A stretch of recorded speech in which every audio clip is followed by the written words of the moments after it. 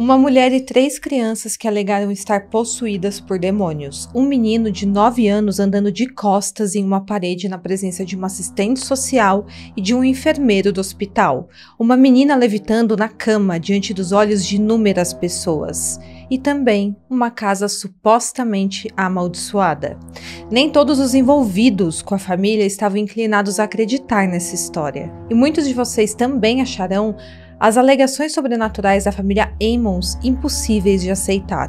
Mas qualquer que seja a causa das situações assustadoras que aconteceram com essa família, se eles foram tomados por uma ilusão ou de fato era possessão demoníaca, isso levou a um dos casos mais incomuns já tratados pelo Departamento de Serviços Infantis dos Estados Unidos. Muitos dos eventos são detalhados em quase 800 páginas de registros oficiais. E hoje eu vou contar para vocês toda essa história que envolve intervenção do Estado, uma série de avaliações psicológicas, uma investigação policial e, por fim, uma série de exorcismos.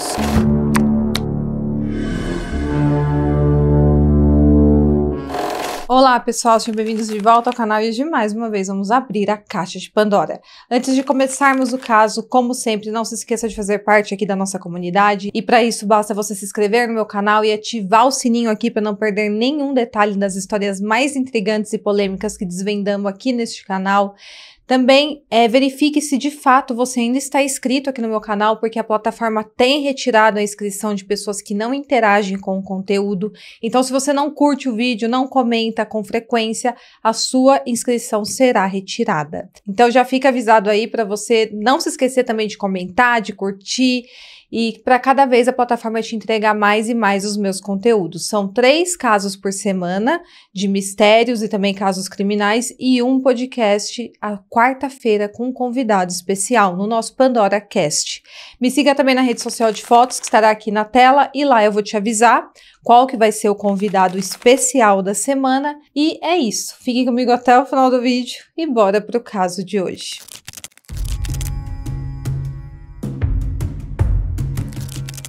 Toda essa história começou em novembro de 2011, quando a Latoya Ammons se mudou para uma nova casa com seus 3 filhos.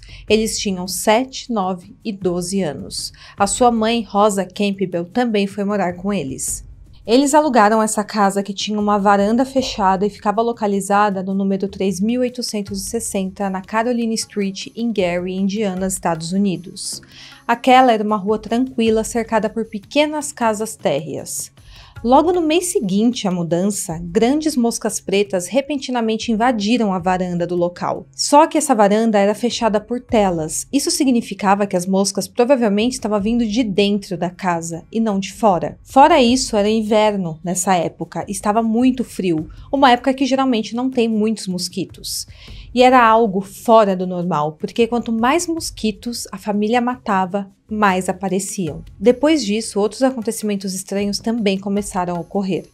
Às vezes, mas sempre após a meia-noite, a Rosa e a Latoya ouviam o som constante de passos subindo as escadas do porão, e também o rangido da porta se abrindo. E quando elas iam verificar se as crianças estavam acordadas e mexendo nas coisas, elas constatavam que não havia ninguém lá. Em uma dessas ocasiões, mesmo depois de trancarem a porta, o barulho continuou.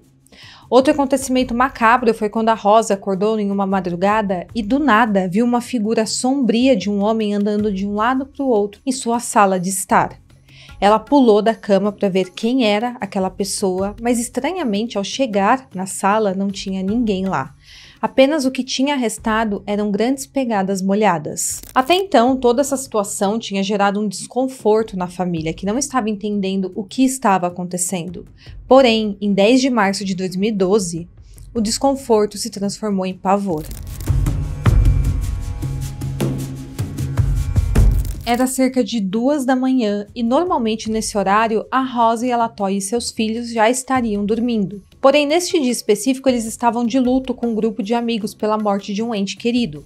A Latoya, em algum momento, estava no quarto da mãe dela, da Rosa, e começou a gritar desesperada, chamando sua mãe.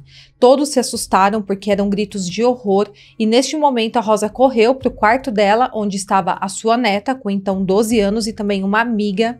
E quando a Rosa entrou, se deparou com a neta levitando acima da cama, completamente inconsciente. De acordo com o relato desse evento macabro que aconteceu ali naquela casa, a Latoya e também vários outros que estavam no local cercaram a menina e começaram uma oração. E todos ficaram completamente apavorados. A Rosa diz que nesse momento ela se perguntou o que e o porquê aquilo estava acontecendo com a família. E então, após as orações, a menina desceu na cama e acordou sem nenhuma lembrança do que tinha acontecido.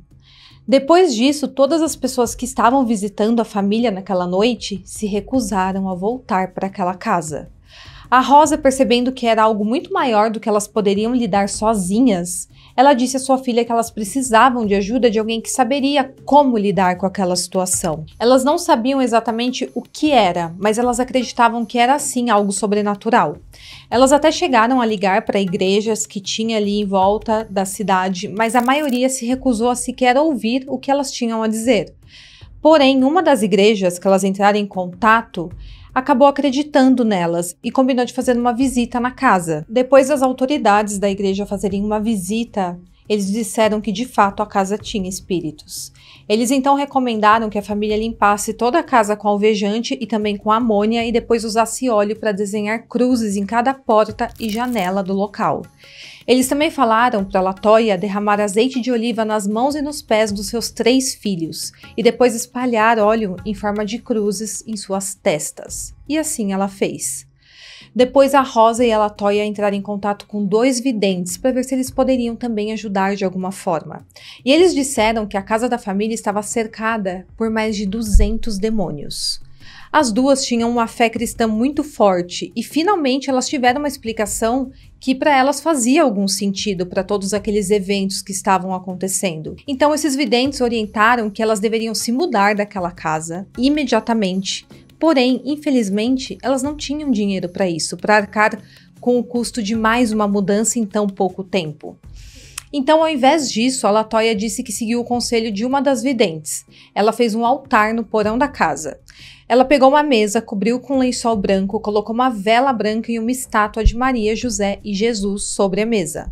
Ela então abriu uma Bíblia no Salmo 91, depois se vestiu toda de branco com uma camiseta branca e enrolou um lenço branco na cabeça e começou a queimar sálvia e enxofre por toda a casa. Ela começou do andar de cima e foi descendo. A fumaça que fez foi tão densa que eles mal conseguiam respirar ali dentro. E a Latoya ia desenhando cruz com a fumaça e a outra pessoa que estava ajudando nessa limpeza lia o Salmo 91 em voz alta, enquanto elas andavam por toda a casa. E elas falavam em voz bem alta: "Você não temerá o terror da noite, nem a flecha que voa de dia, nem a peste que espreita na escuridão, nem a peste que destrói ao meio-dia." Depois dessa limpeza que elas fizeram na casa, nada de estranho aconteceu nos 3 dias seguintes. Mas então, depois desses 3 dias, as coisas pioraram muito. Acontece que a partir disso, a família começou a sofrer possessão demoníaca. A Latoya e seus filhos. Os olhos das crianças ficavam completamente esbugalhados e eles também esboçavam sorrisos malignos. Suas vozes ficavam bem graves cada vez que isso acontecia. A Rosa não foi afetada por tudo isso, porque ela alega que nasceu com uma proteção contra o mal e que ela tem um guardião que a protege. Já o restante da família, sua filha e seus netos, eram pessoas vulneráveis. A Latoya se sentia fraca, tonta e quente quando ela estava possuída. Ela falou que seu corpo tremia e ela se sentia fora de controle. Em uma das ocasiões assustadoras que aconteceu isso na casa, o menino mais novo, com então 7 anos, ficou sentado em um armário no quarto dele conversando com nada. Porém, ele dizia que estava falando com um menino, mas estranhamente ninguém mais podia ver quem era essa tal criança. E nessa conversa, o espírito estava descrevendo para ele como era ser morto.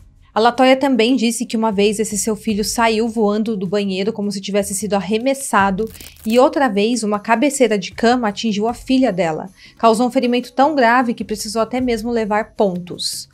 A menina nessa época tinha 12 anos e mais tarde ela contou para profissionais da saúde mental que acompanhou a família que às vezes ela sentia como se estivesse sendo sufocada por uma mão ou então segurada para que não pudesse falar ou se mover.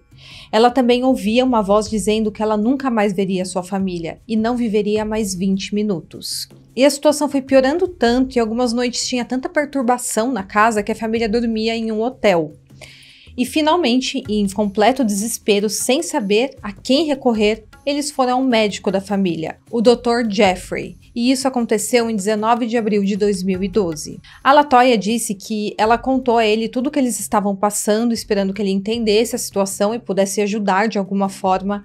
Porém, o médico, em 20 anos de carreira, nunca tinha ouvido nada parecido com aquilo na vida dele.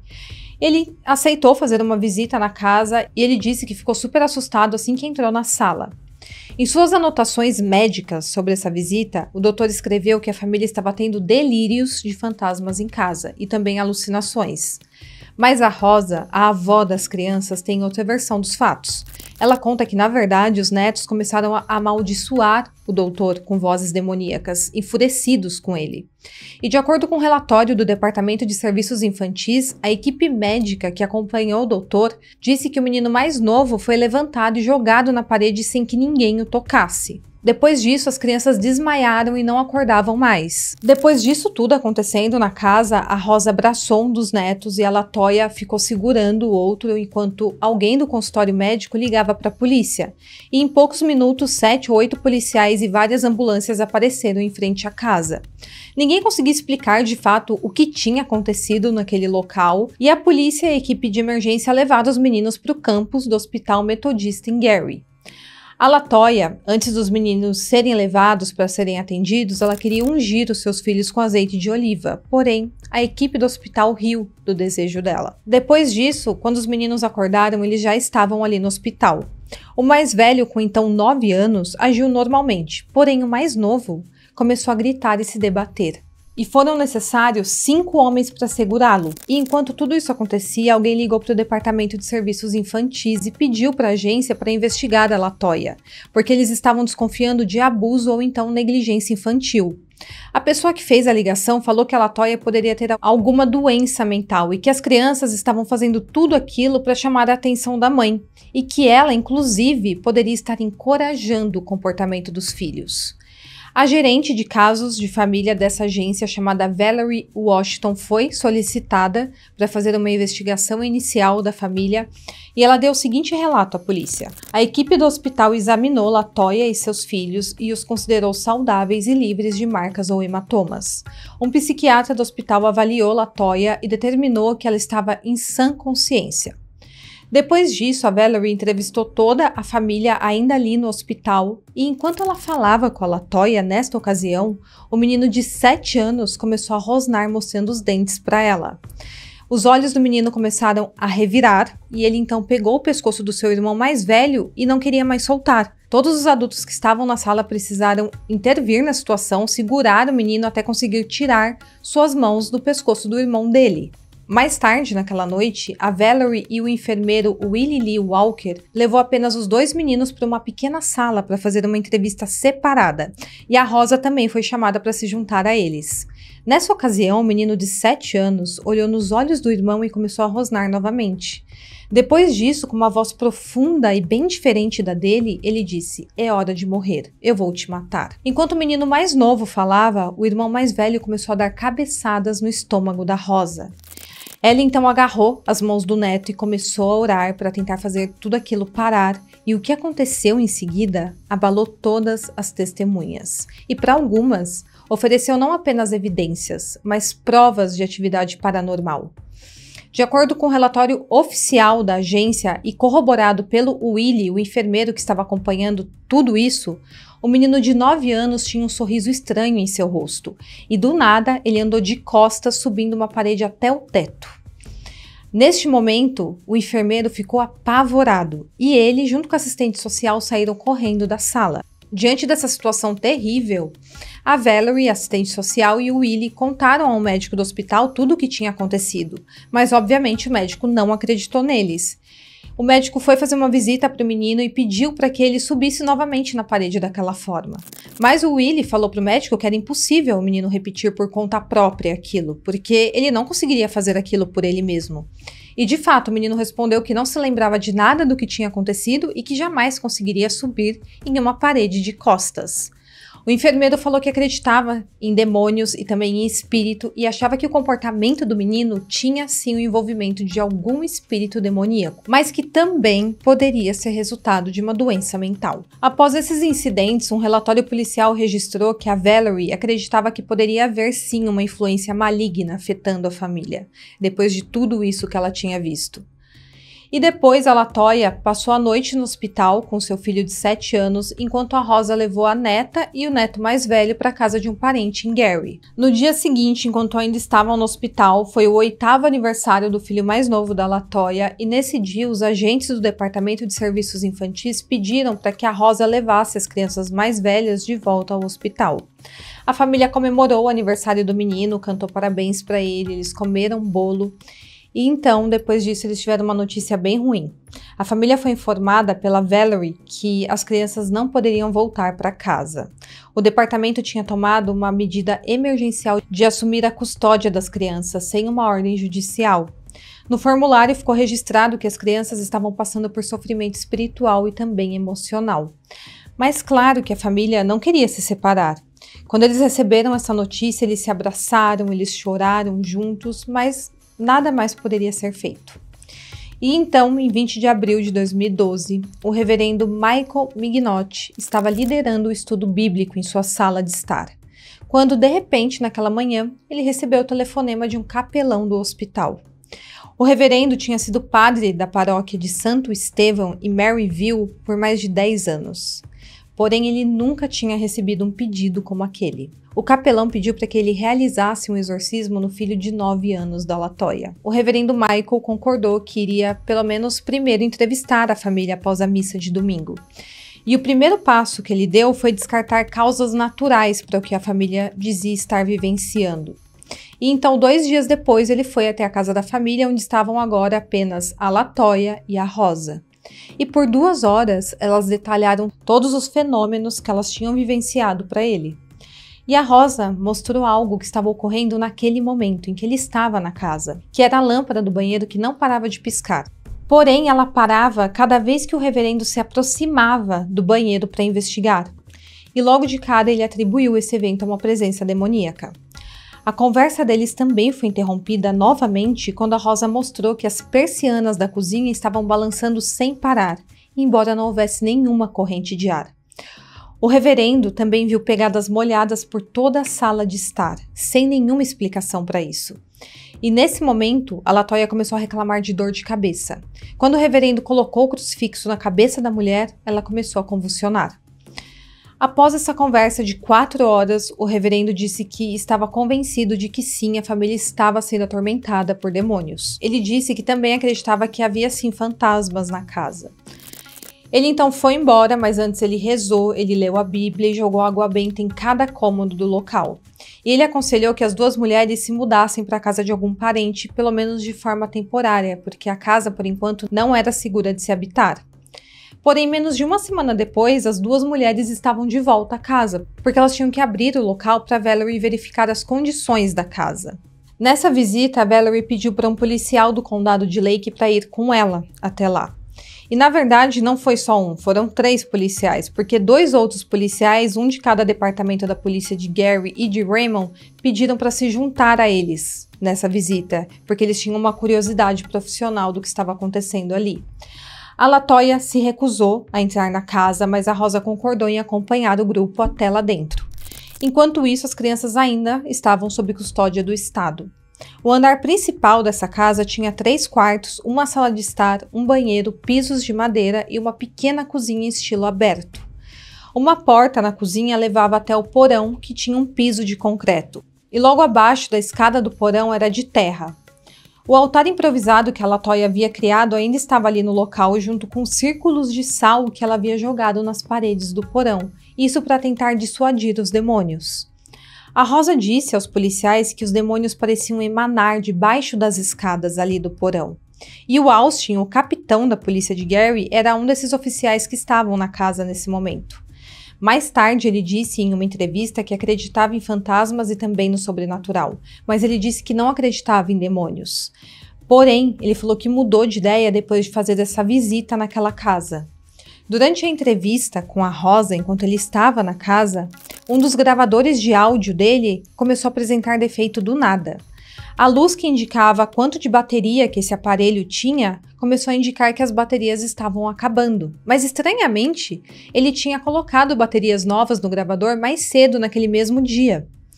Outro policial também gravou toda a conversa em áudio e quando ele reproduziu mais tarde, ele ouviu uma voz desconhecida sussurrar "Ei" para ele.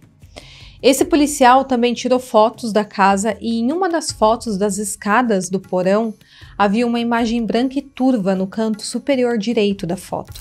Quando o policial ampliou a foto, aquela nuvem pareceu se assemelhar a um rosto. E tudo isso que eu tô contando para você está registrado no relatório da polícia do condado de Lake. O Austin disse que fotos que ele tirou com seu iPhone também pareciam ter silhuetas estranhas pela casa. E depois de finalizar aquela visita e ir embora, o rádio em seu carro, fornecido pela polícia, apresentou defeito no caminho para sua casa. E mais tarde, a garagem da casa dele se recusou a se abrir, mesmo tendo energia elétrica em todos os outros lugares. O Austin disse que o banco do motorista do seu carro também começou a se mover para frente e para trás, sozinho enquanto ele estava dirigindo. Ele disse que levou o carro até uma concessionária e que o mecânico disse que o motor do banco do motorista estava quebrado, o que, segundo ele, poderia inclusive ter causado uma distração no motorista e ter causado um acidente. Depois disso tudo, Austin disse que começou a acreditar nas alegações de atividade paranormal que estava atingindo a família. Porém, os profissionais de saúde mental que estavam ainda avaliando a família, eles continuaram céticos quanto a isso. Em abril de 2012, o Departamento de Serviços Infantis entrou com uma petição no Tribunal de Menores de Lake para ter acesso a uma tutela temporária das 3 crianças, e o pedido foi concedido. Eles descobriram durante essa investigação que a LaToya era bem negligente com a educação dos filhos, porque ela não os levava para a escola regularmente, as crianças faltavam com muita frequência. E em 2009, a agência havia constatado esse mesmo problema, alguns anos antes. As crianças simplesmente não compareciam às aulas. Porém, a LaToya, quando tentou se explicar, ela disse para Valerie que havia momentos em que não podia mandar as crianças para a escola, porque os espíritos deixavam as crianças doentes, ou então elas passavam noites acordadas, sendo atormentadas, então elas não conseguiam acordar no dia seguinte para ir para o colégio. E então o Departamento de Serviços Infantis colocou temporariamente sua filha e seu filho mais velho em um lar infantil chamado St. Joseph's Home. E o filho mais novo da LaToya foi enviado para uma avaliação psiquiátrica. A psicóloga clínica Stacy Wright, que avaliou o menino mais novo, disse que ele tinha tendências de agir como se estivesse possuído quando era desafiado, ou então quando faziam perguntas que ele não queria responder. Em sua avaliação, ela escreveu que ele parecia coerente e lógico, exceto quando falava sobre demônios. Esse era o momento em que as histórias do menino de 8 anos se tornavam bizarras, fragmentadas e sem lógica. E suas histórias também mudavam cada vez que ele as contava. No fim, a psicóloga concluiu que o menino não estava sofrendo de nenhum transtorno psicótico. E ela escreveu o seguinte no seu relatório final: "Este parece ser um caso infeliz e triste de uma criança que foi induzida a um sistema delirante perpetuado por sua mãe." O psicólogo clínico Joel, que avaliou a filha e o filho mais velho da LaToya, chegou a uma conclusão bem parecida. Ele escreveu o seguinte: "Também parece haver necessidade de avaliar até que ponto a filha da LaToya pode ter sido indevidamente influenciada pelas preocupações da sua mãe de que a família foi exposta a experiências paranormais." Então, segundo esses psicólogos, as crianças estavam sendo induzidas pela LaToya a agirem daquela forma. Porém, a filha da LaToya disse ao psicólogo que tinha sim visto figuras sombrias na sua casa e que entrou em transe 2 vezes. O filho mais velho também disse que as portas batiam e as coisas começavam a se mover do nada. A LaToya também chegou a ser examinada diversas vezes por psicólogos e eles disseram que ela estava reservada e não parecia estar experimentando sintomas de psicose ou transtorno de pensamento. Um psicólogo recomendou que ela fosse avaliada para determinar se a sua fé ou religiosidade poderia estar mascarando delírios. Mas ainda assim, toda a família continuou insistindo que eles estavam sim possuídos por demônios, que não era nada de problema de saúde mental que eles estavam enfrentando. O departamento infantil, para devolver a custódia das crianças para LaToya, primeiro estabeleceu algumas metas a serem atingidas. Uma delas dizia que as crianças não poderiam mais falar sobre demônios ou possessão e que elas deveriam agora assumir a responsabilidade por suas ações. Elas também precisariam agora participar de terapia para lidar com seus comportamentos. Eles então autorizaram que pelo menos a LaToya fizesse visitas supervisionadas aos seus filhos. Ela também teve que arrumar um emprego nesse período e uma casa adequada para eles morarem. E enquanto ela trabalhava para atingir os seus objetivos e conseguir a custódia dos seus filhos novamente, a polícia e os agentes do departamento infantil continuaram investigando acontecimentos estranhos na casa. Em 10 de maio de 2012, a Rosa, a LaToya, o Austin e os outros 2 policiais da primeira visita retornaram à casa na Caroline Street. Isso para levar um grupo de pessoas ao local. Eles foram acompanhados pelo reverendo, 2 policiais do condado de Lake e também um cão policial. E também pela gerente de casos familiares do departamento infantil, a Samantha. E essa mulher, a Samantha, estava indo na casa no lugar da Valerie, que não queria mais entrar no local. O cachorro inicialmente não demonstrou nenhum interesse em nenhuma área em particular na casa e todos os outros foram direto para o porão. A Samantha conta que ela tocou em um líquido estranho que ela viu pingando no porão. Ela disse que era escorregadio e pegajoso entre seus dedos. O reverendo quis verificar o que tinha embaixo das escadas do porão. Ele queria ver se ali poderia ter um pentagrama ou então objetos pessoais que pudessem estar amaldiçoados. Ele disse que um pentagrama pode indicar uma presença demoníaca ou então um possível portal para o inferno. Ele também queria saber se alguém já havia morrido na casa ou se tinha algum corpo enterrado no terreno. Um dos policiais então cavou um buraco embaixo das escadas do porão e ali eles encontraram uma unha postiça rosa, uma calcinha branca, um alfinete de camisa, uma tampa de panela, meias com fundo cortado abaixo dos tornozelos, embalagens de doces e também um objeto bem pesado de metal que parecia um peso de cordão de cortina. O reverendo então abençoou com um pouco de sal, que ele disse ser uma barreira contra o mal, e espalhou embaixo das escadas e também por todo o porão. A Samantha conta que mais tarde ela estava de pé na sala de estar com o resto do grupo, quando do nada o seu dedo mindinho esquerdo começou a formigar e ficar branco. Ela reclamou que parecia que seu dedo tinha sido quebrado, porém ela não tinha sentido nada até então. Menos de 10 minutos depois, ela disse que sentiu como se estivesse tendo um ataque de pânico. Ela não conseguia mais respirar, então ela teve que sair da casa. Quando o reverendo começou a interrogar a LaToya dentro da casa, ela começou a reclamar de dor de cabeça e dor no ombro. Então ela resolveu que também deveria sair da casa e ficar com a Samantha ali do lado de fora. O Austin disse que saiu da casa apenas quando começou a anoitecer, e enquanto isso, os outros policiais continuaram andando ali pelo local. No andar principal da casa, eles notaram uma substância que parecia um óleo pingando das persianas de um dos quartos. Mas eles não conseguiram descobrir de onde vinha aquele líquido viscoso.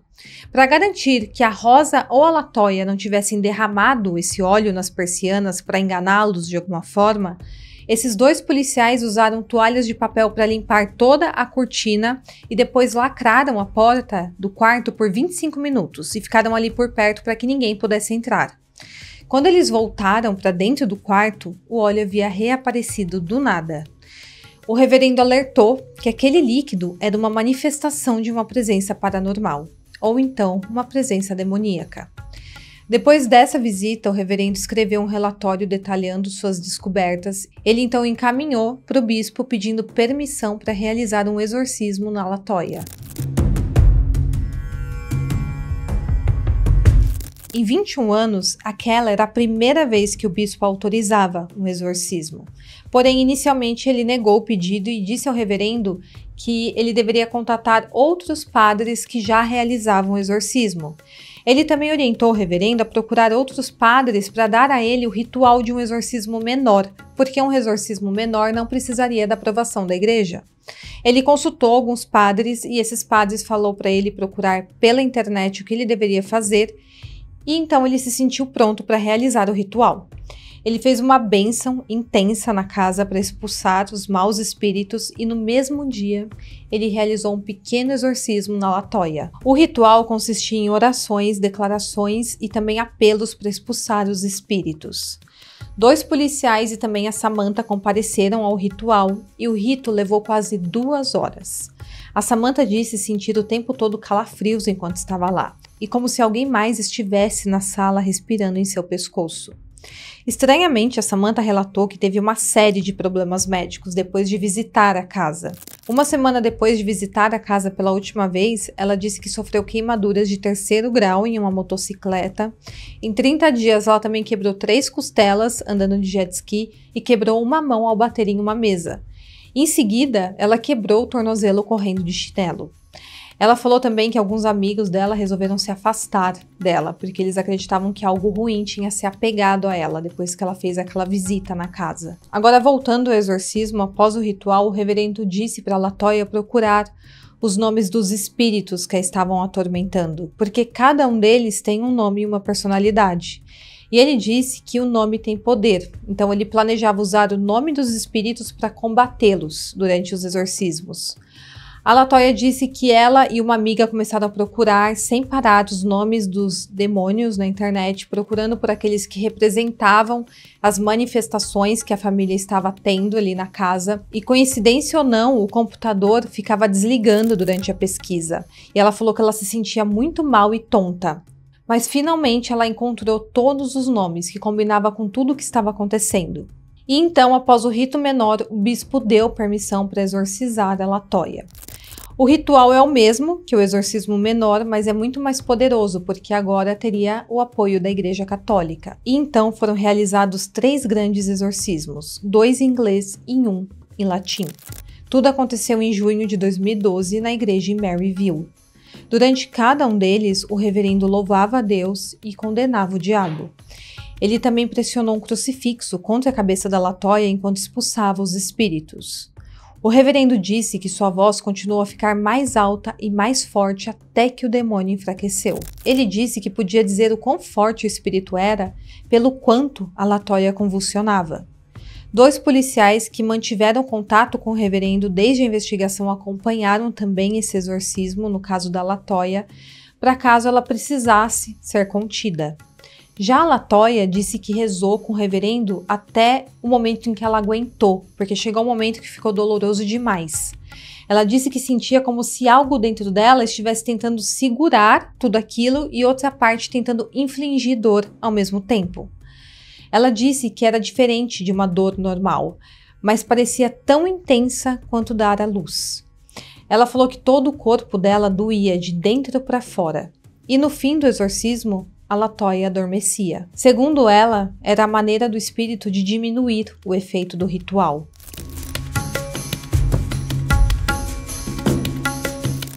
Entre o segundo e o terceiro exorcismo, o reverendo fez uma pausa para ir até um retiro espiritual. Uma mulher que estava auxiliando o reverendo com alguns desses exorcismos ajudou a montar um plano B caso a Latoya precisasse dele, enquanto ele estava fora, caso ela tivesse problemas com espíritos. E o plano B era, essa mulher escreveu um longo nome de demônio em um pedaço de papel e colocou em um envelope, e cercou aquele envelope com sal abençoado. Se a Latoya tivesse algum problema, a mulher queimaria o envelope. Nessa época, a Latoya e sua mãe já haviam se mudado para outra cidade, mas elas voltaram para a cidade de carro algumas vezes para fazer ali o exorcismo e também para audiências judiciais, porque os filhos da Latoya ainda estavam sob os cuidados do departamento infantil. Enquanto estava no retiro, o reverendo recebeu uma ligação da Latoya reclamando de pesadelos. Então a mulher que estava auxiliando queimou aquele envelope. Ela então guardou as cinzas e queimou mais tarde em uma fogueira da igreja. Depois disso, os pesadelos da Latoya acabaram. Agora, o exorcismo final aconteceu no fim de junho de 2012, e o reverendo rezou e repreendeu os demônios em latim em vez de inglês. Dessa vez, os policiais não compareceram, então o irmão do reverendo ficou ali de guarda. E mais uma vez, a Latoya convulsionou enquanto ele condenava os espíritos.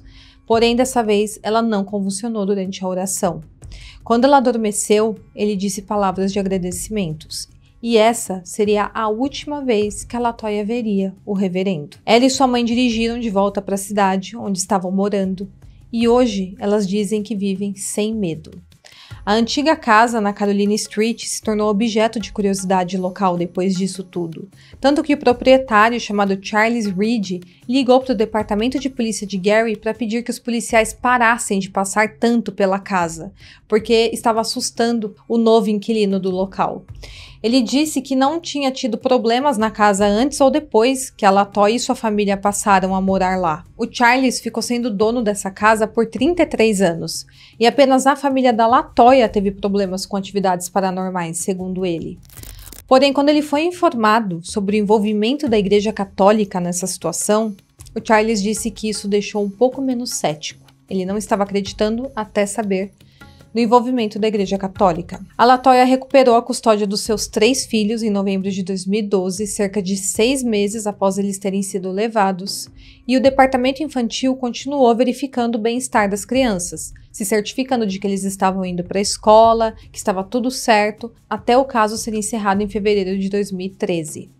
A Latoya descreveu que o retorno dos seus filhos foi o dia mais feliz da sua vida. Ela disse que eles gritavam e pulavam quando ela o buscou ali no departamento infantil, que foi um momento de muita alegria para todos eles. Já as crianças disseram que se sentiram seguras depois que saíram daquela casa na Caroline Street.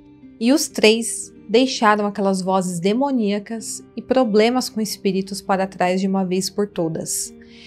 E da sua parte, a Latoya disse que não foram os psicólogos que resolveram os seus problemas, mas Deus. Mas claro, há quem não acredite em nada dessa história, e eu vou trazer alguns contrapontos aqui para vocês. O médico Jeffrey, que eu falei no começo do vídeo, permaneceu cético em relação a todo o incidente. Ele disse não ter testemunhado nenhum incidente paranormal. Em suas anotações médicas, ele apenas descreveu aquilo que eu falei, delírios de fantasmas em casa e alucinações.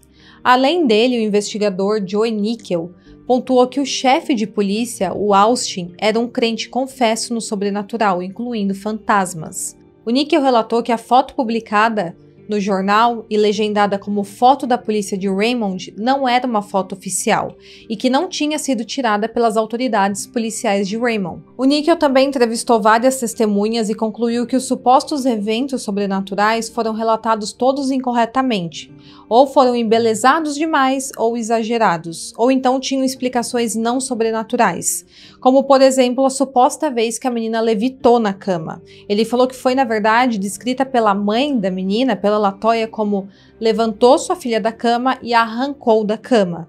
Então, segundo ele, a menina poderia simplesmente ter se jogado para cima e saído da cama. Já um incidente de subir a parede de costas, o menino que fez isso, o filho da Latoya, o tempo todo estava segurando a mão da avó dele, o que poderia, segundo o Nickel, ter permitido que o menino se empurrasse contra a parede e subisse.